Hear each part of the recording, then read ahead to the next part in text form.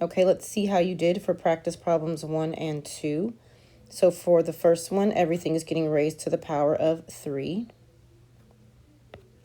I'm going to write in all the ones. There's a 1 here and a 1 here.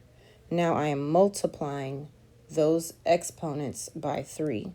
So this becomes 5 to the third, a to the third, b to the 12th. I need to simplify this out.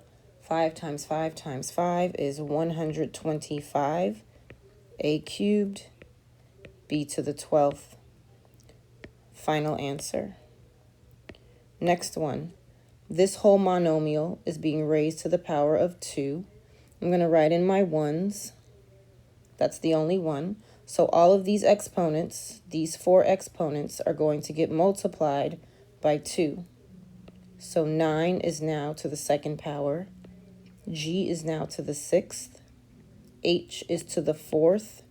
And I is to the 12th. I need to simplify this to just a number. 9 times 9 is 81. And then everything else can stay the same. We are done. You've got 2 more practice problems to try on your own.